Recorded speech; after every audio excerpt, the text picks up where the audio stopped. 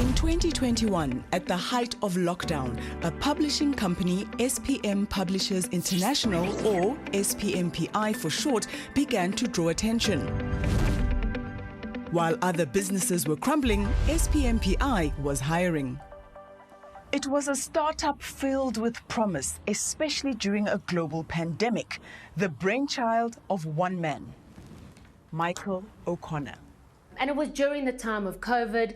Things that were normal were not normal. And people were needing money. Dawie de Villiers, a businesswoman and former editor of major publications, including Forbes Women Africa, spotted an opportunity. I was actually a stay-at-home mom. I was not doing anything that was keeping me energized. I said, the position is for me, I am your business partner. They talked on LinkedIn and then on WhatsApp. Dawie was hired to head up his online magazines. But she wasn't the only one to seize an opportunity. I applied, and then he sent me a DM. A woman who we'll call Catherine applied for the position of editor. After losing her job during the pandemic, this was a welcome lifeline. I was immediately added to the WhatsApp groups, on the executive board groups, and I met everyone, and that same night we had a Zoom meeting. But for a man she'd never met before, her new boss O'Connor seemed strangely shy. He never turned on his camera in Zoom meetings. And Catherine wasn't the only one with questions. I never got to see his face. 𝗀𝗵𝗶𝘀, the editor of O'Connor's second magazine, Elevation Business Magazine, also never spoke to O'Connor face to face. So we had some meetings, but in those meetings, he never appeared. So he said his camera was broken. There was a possible clue to O'Connor's true identity, this polished photograph in his editor's column. But something about it didn't feel right to Dawie. So we decided to build a profile based on his social media. We can see that he's a businessman, definitely religious, a Christian it seems. He's a supporter of former US President Donald Trump, an expert in photography and parenting.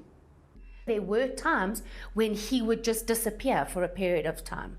I got a story that he was involved in a car accident, that he didn't have any petrol money, and that is when his questions to me to please send money to assist him. Meanwhile, employees weren't getting paid. Whenever we spoke about money, he will get passionate and quite annoyed with us, so we will get a memo stating that not everything is about money. But for Dawie, it was O'Connor's close friendship with one Dawie de Villiers which truly troubled her. Dawie de Villiers is a man you may remember. For years, he masqueraded as the head of a modeling agency in Gauteng until a Carte Blanche investigation revealed a paedophile preying on young girls. He was convicted on 25 counts, including rape, child molestation, fraud, and exposing a child to pornography. Currently with the sentence of life imprisonment. In 2019, the court ordered that de Villiers spend the rest of his life in a maximum security prison. According to his employees, it was clear from the get-go that O'Connor thought that his friend Dawie was innocent. So in the very beginning, he had mentioned that he had a very close friend who the justice system had failed. According to Dawie, O'Connor often spoke of de Villiers. The two had many things in common, like a love for young models. So much so that O'Connor even started a third magazine, the Global Fashion Magazine, a raunchy new publication inspired by Heat and FHM. I told him I'm not comfortable with this. And then I was told that sex sells and that he will get his own team to do GFM. The very next day, I see that he had registered GFM and he was posting on the company group with a call to action for models to send photographs in to become the model face of the first issue of GFM. Okay, cool, and let's go. This sounded uncomfortably familiar. It was the same modus operandi that de Villiers had once used to lure his child victims. After losing one court application after the other to get out of prison, and with only the expensive constitutional court left as recourse, de Villiers' good friend O'Connor was all too eager to help him. He had asked me, please, could I rather, instead of paying him the money, could I pay the money to Dawie de Villiers' wife? Because shame, she is alone, he's in jail. With strong ties to a known convict, some employees finally approached Carte Blanche to investigate their boss, someone who until now was faceless. So, who was Michael O'Connor really?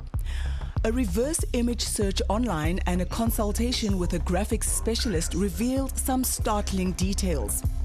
This photograph of the man known as Michael O'Connor was in fact a composition photo of Scottish actor David Tennant.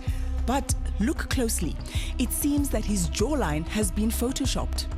O'Connor's true identity was a mystery.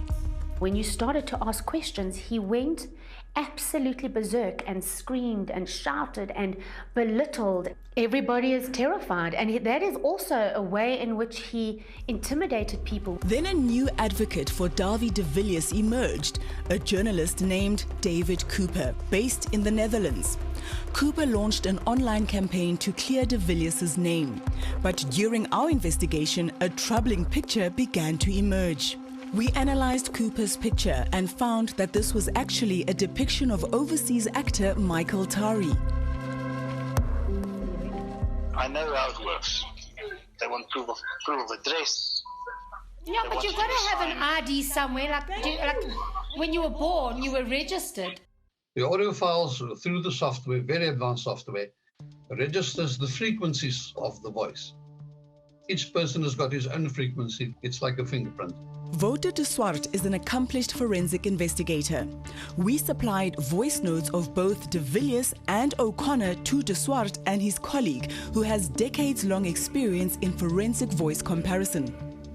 And after repeated tests, it was concluded that data file B and data file C is exactly the same voice as data file A. It is the same person, Dawie de Villiers. Professor Annie Hesselink is a criminologist who analyzes criminal behavior. They get themselves into a position where they can maneuver and continue with their behavior, where they get themselves liked, where they can get access to objects like a laptop, like they need to study. But we wanted more proof.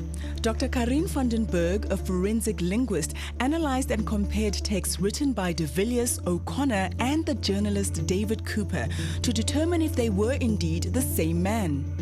So Dawie has a preference of using all caps to express himself emotionally. And I found similar patterns in both Michael and 𝗂𝗏𝗏's writing. Dr. 𝗀𝗏𝗏 did a hand and statistical computer analysis. Her analysis corroborated all our findings. Here we have an example where the end of sentence punctuation is not a full stop, an exclamation mark, a question mark, but ellipses. You're actually building a case on so many similarities on top of one another. Exactly, yeah. Right. So it's collective evidence. I can say that I am 95% certain that these profiles do not differ to the extent that they can be identified as three individual people. And there was more. According to the Department of Correctional Services, prisoners are not permitted to take a laptop into their cells, and mobile phones are strictly forbidden.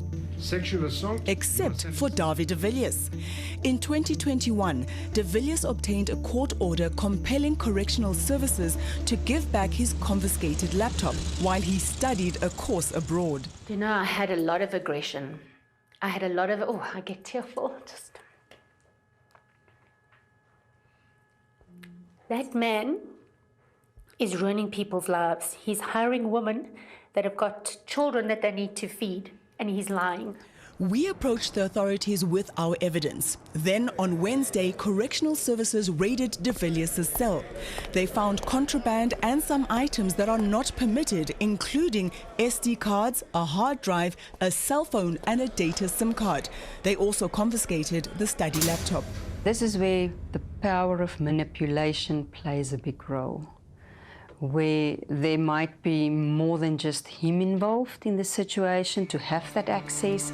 2 fake personas and 1 very real pedophile. The investigation continues.